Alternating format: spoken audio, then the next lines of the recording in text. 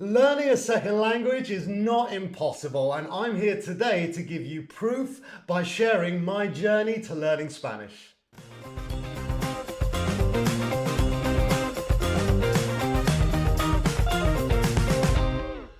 So thank you very much everyone for tuning in. It's important to just clarify first that my Spanish is not perfect, okay? I make load of mistakes with ser and estar and masculino y femenino, but in general, yeah, I speak pretty well, I understand pretty much everything. So I'm here to tell you today my story of how I got to this level in a very informal, social kind of context, and then hopefully with my experience, it will give you some inspiration and maybe some tips. It's also a great opportunity to listen to a native speaker speak English. I will try and use my teacher voice, which is when I speak like this and I pronounce everything very clearly. But there will be moments where I forget and I start talking like British and Brighton and a bottle of water. But I will try and remember to keep speaking in my teacher voice. Not slowly, but just very clearly. And also, if you do enjoy this video, please take a look at my other videos and give a like and subscribe. So let's begin. I'm going to take you back to when I was at school at the very, very beginning of this story. However, this is not when I started learning Spanish, because if you don't know, in the UK, in England, when I was at school, French was the second language. So just like how you guys have, your primary language, your mother tongue language, and then English as a second language, we had French as the second language. Now, when you got to a certain age, you were allowed to choose Spanish or German as a third language, as well as French, but only if you were good enough in French, and I wasn't, unfortunately. I didn't get very good marks in my French exams, so I wasn't given that opportunity to study Spanish or German as a third language. I really wanted to, because even as a teenager, I wanted to learn Spanish. I don't know, I saw my future using it. I'd been on holiday with my family, like proper giddy holidays, proper British holidays in a hotel resort, but with the kids club and everything. But even just speaking to the waiters and speaking to just the hotel staff, and I just wanted to learn Spanish even from a very young age. But I never got that opportunity. So just very quickly, if any of my teachers from school are watching, I now speak very good Spanish. Así que quiero decir, ahora hablo muy bien español. You should have let me study at school. Deberías, no. Sí, esto es lo que digo, mi español no es perfecto. You should have let me, habrías debido permitirme aprender español. Pues yeah, there you go, a good example of it's not perfect. But anyway, so then we're going to jump forward from school to when I finished university. I was 21, 22 years old. I was in Brighton, not Brighton in my British accent, but Brighton, as my teacher voice would say. And yeah, I just finished university, so I got back to Brighton, Brighton, and I was out with friends, and I met a Spanish girl from Madrid, and that kind of started me on my Spanish speaking journey. So meeting this girl, I'd always had interest, I'd always wanted to, but meeting this girl really, she spoke perfect English, amazing English, but it gave me that first kind of experience of now I can. Like I can ask someone, oh, how do you say this word? How do you say this word? Someone to practice with, that kind of thing.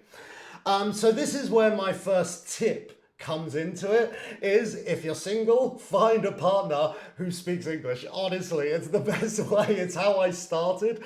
I remember one night, for example, I was in a pub in Brighton with my girlfriend at the time, and I was just asking questions. Hey, how do you say t-shirt?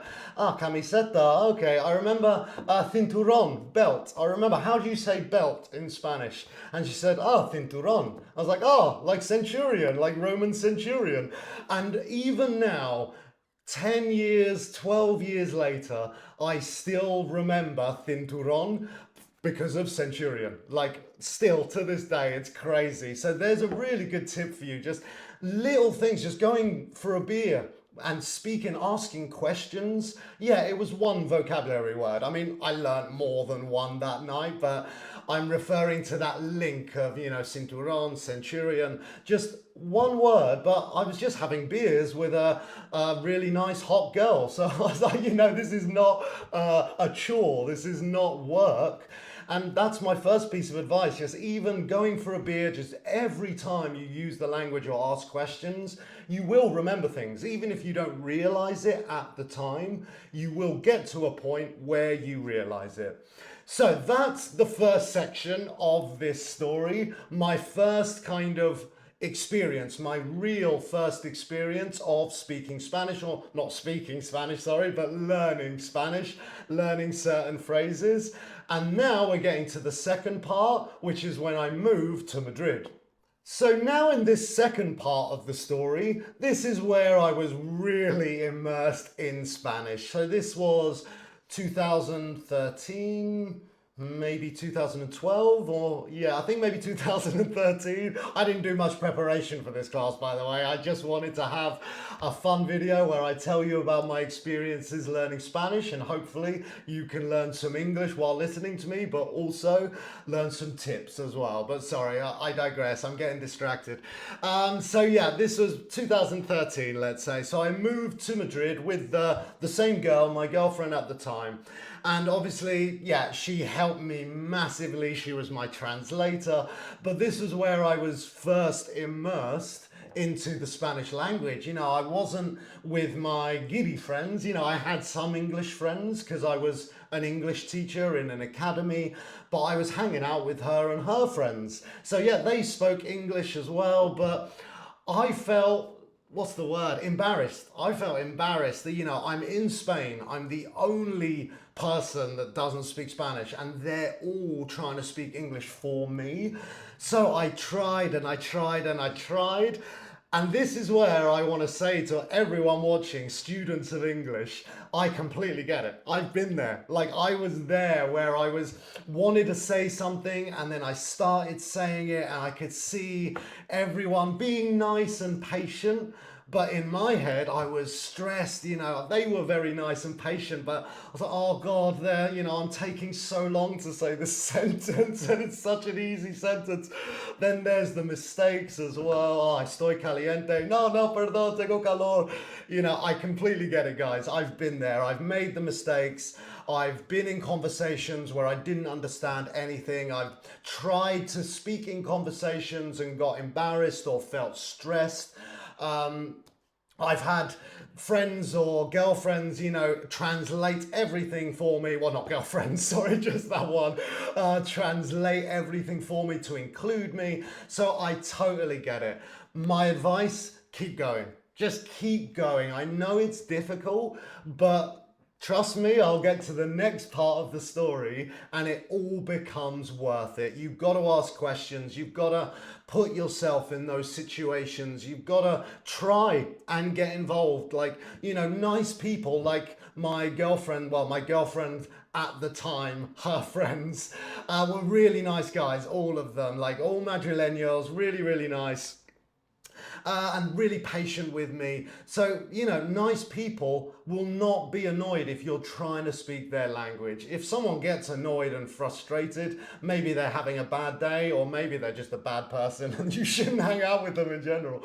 But yeah, that's my biggest tip. Just keep going. I've been there, but you just got to keep going.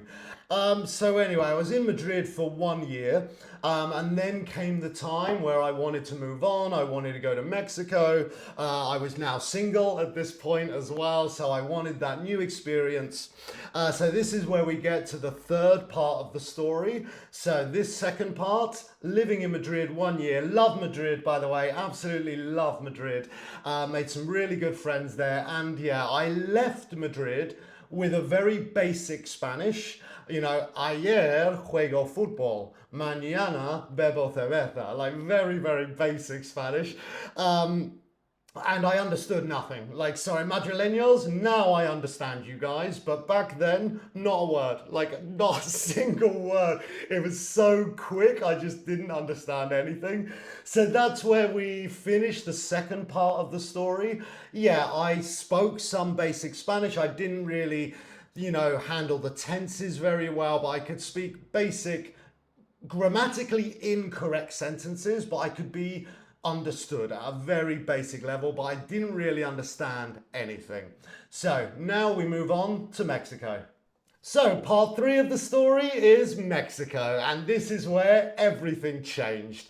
First, I would just like to give you some context that I had a friend from school who was half Mexican, so English mother, Mexican father. We were friends from the age of 12 or 13, outside of school as well. I remember when we were 18, we went to Ibiza, we did the stereotypical English lads holiday in Ibiza.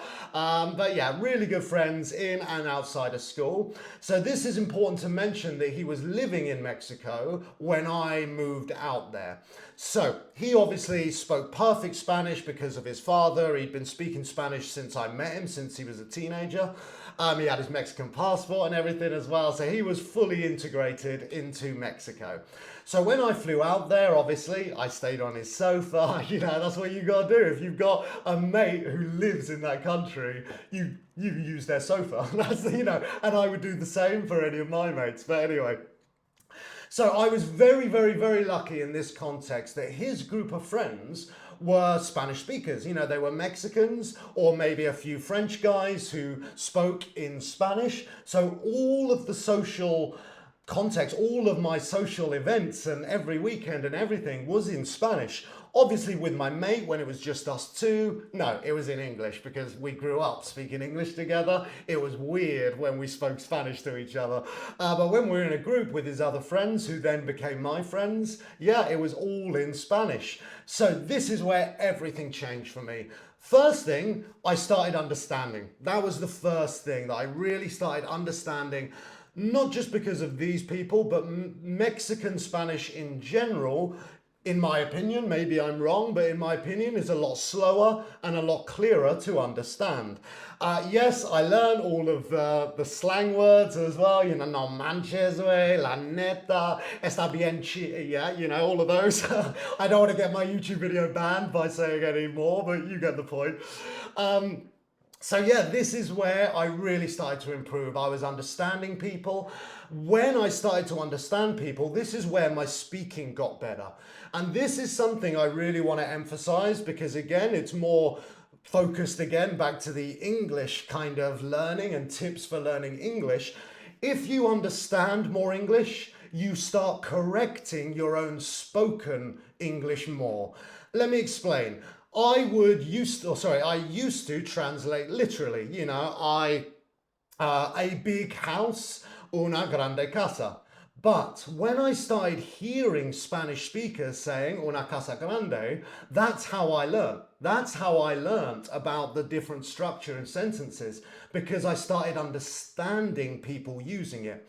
It's important to mention, so I haven't mentioned this in the whole video until now, sorry. I've never had classes, okay? So this is all of my Spanish has been from these experiences, not from classes. So yeah, this is a really good point. Just when you start understanding more, you start correcting your own spoken language more. So I started speaking in past, I started speaking in future, I started learning the slang words, as I mentioned, I started learning the me das, because in English that can be quite difficult. Can you give me me da? But I started learning all of these little structures and I became more or less fluent, literally in 2 years in Mexico City.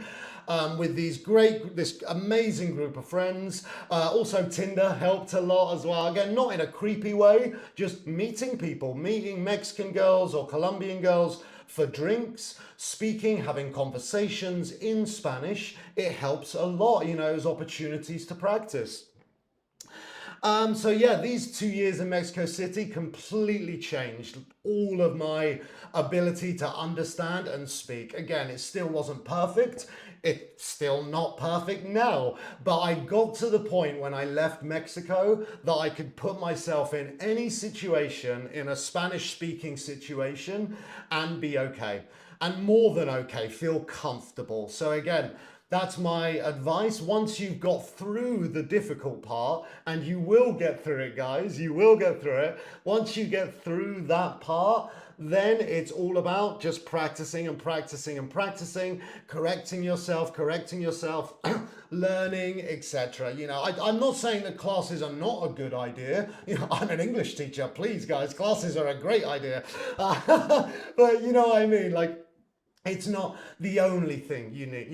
Living in the country, having a partner or friends that speak that language as well as classes is obviously the ideal scenario. If I had done classes, a good third conditional sentence for you guys, if I had done classes, maybe I would have learned more Spanish.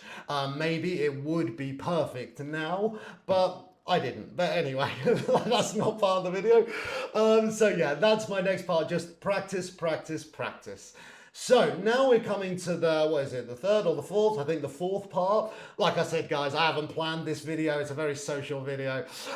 So the fourth part, where I left Mexico and went back to Bilbao. Well, went back to Spain and I went to Bilbao. I did go to China in the middle, but I wasn't really speaking Spanish in China.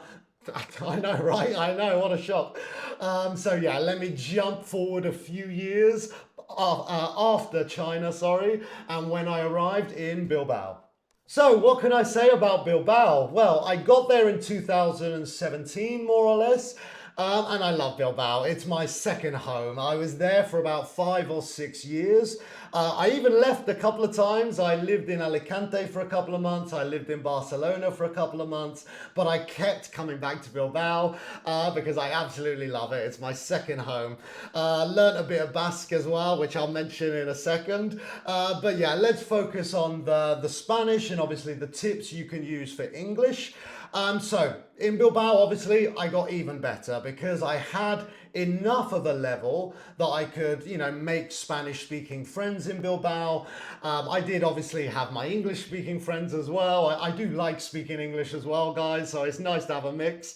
But yeah, obviously I was practicing more. The funny thing about Bilbao, well, not just Bilbao in general, but about Castellano Spanish and Mexican Spanish, is that I started with Castellano, I improved with Mexican, but now that I was in Bilbao again, I had to go back to Castellano Spanish. So that was the next kind of step that I was improving.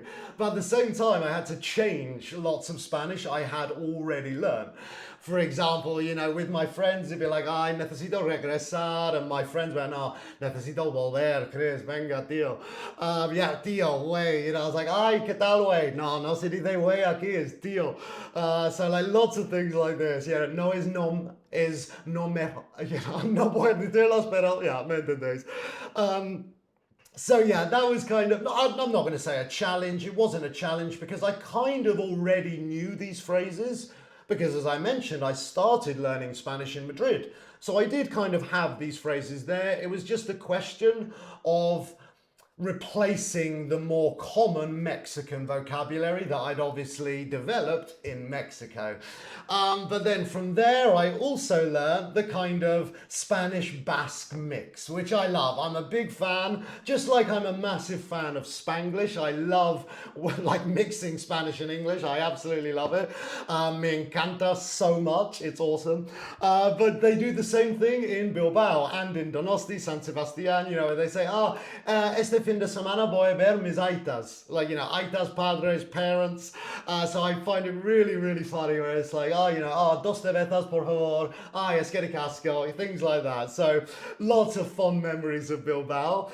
English tip-wise, honestly, not much more than what I said about Mexico. It was just more practice, As I mentioned, I made Spanish-speaking friends, so I was using Spanish because you need to remember in all of these trips, all of these places I've lived in, I've been an English teacher. So my job is in English. So my only opportunity to practice Spanish has been in social situations, which is why friends and Tinder and all of these things, they do help, because it's just practice, practice, practice.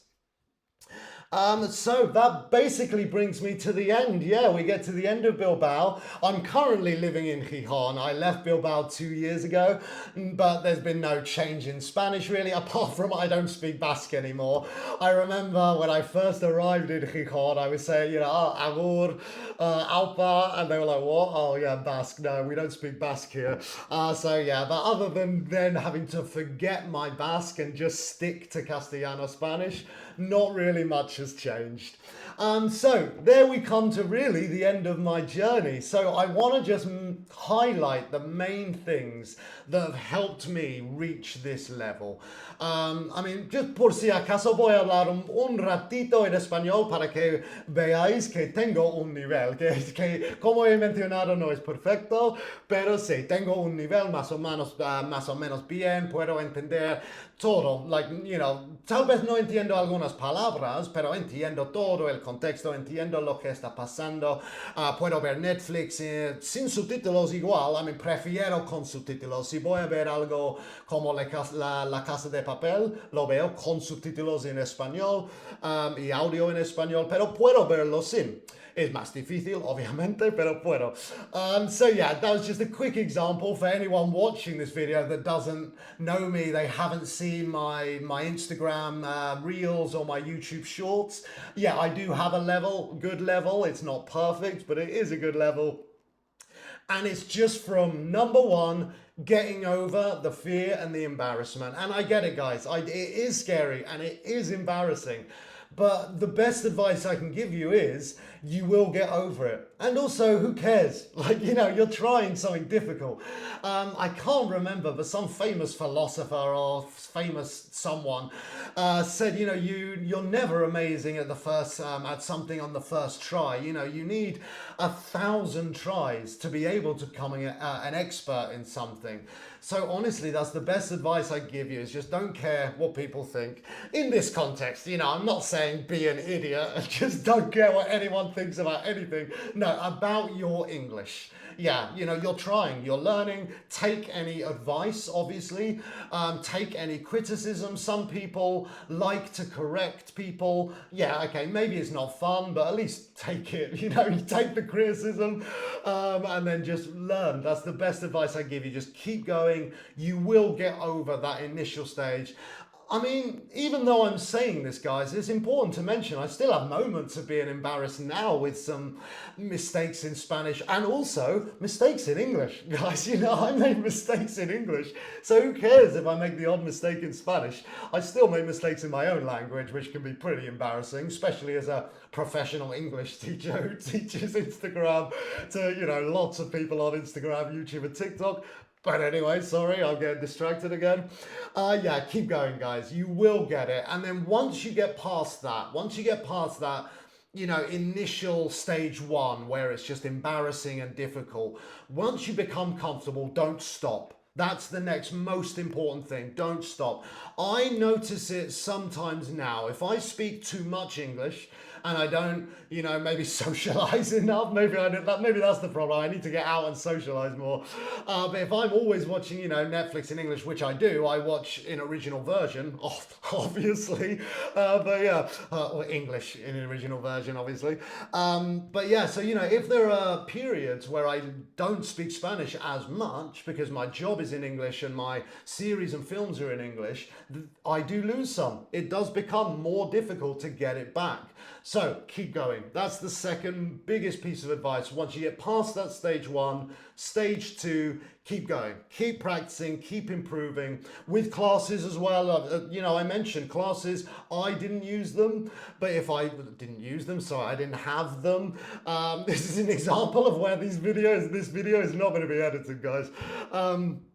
Yeah, sorry. So, I didn't have classes, but I kind of wish I had classes. Maybe they're still on the table now, meaning they're still an option for me now. But yeah, just practice. without classes, doesn't matter. Just practice, practice, practice. Netflix, YouTube, podcasts. Every teacher says it. I say it all the time, but hey, that's because it works, guys. It works. Well, there we come to an end, really. So I just want to say thank you very much, everyone, for watching. I hope this video was useful. I'm just checking my notes to see if I've forgotten anything, but I don't think so. Yeah, guys, keep going. You'll get there. I'm proof that, okay, it's not perfect. My Spanish isn't perfect, but I live in Spain. I can, read documents in Spain. I can read documents in Spanish, contracts in Spanish, important things. I can go to the bank. I can sort out my bank accounts. I sort out my NIE or my visas or anything like that. Sorry, NIE, for anyone who doesn't live in Spain, is like a national insurance identity thing. Like, any problems with that, I don't need translators or help anymore. I've got to this level just from practicing, and you can too. Honestly, you guys can do it. It's just about practice and perseverance. So yeah, thank you very much for this video. If anyone has any questions, thank you very much for watching this video. I'm going to finish now because I'm making more mistakes. So I think it's time to get this video to an end so I don't make a fool of myself anymore. But yeah, I just want to say, obviously, please like and subscribe if you've enjoyed this video. And also, if you have any questions about any of the vocabulary I've been using, give me a comment. Ask me a question in the comments. Obviously, as I mentioned, today's video is more about just my experiences speaking Spanish, you guys having the opportunity to listen to a native speaker, and also a video that I don't have to spend 5 hours editing is a bonus, I'm not gonna lie. But yeah, so please, if you do have any questions about vocabulary or anything I've mentioned in this video, tips or anything like that as well, please just let me know in the comments and I will get back to you. So thank you very much, everybody. Thank you very much for watching. Thank you for your time. I hope this was helpful, and I hope to see you all again in the next video. So cheers and bye-bye.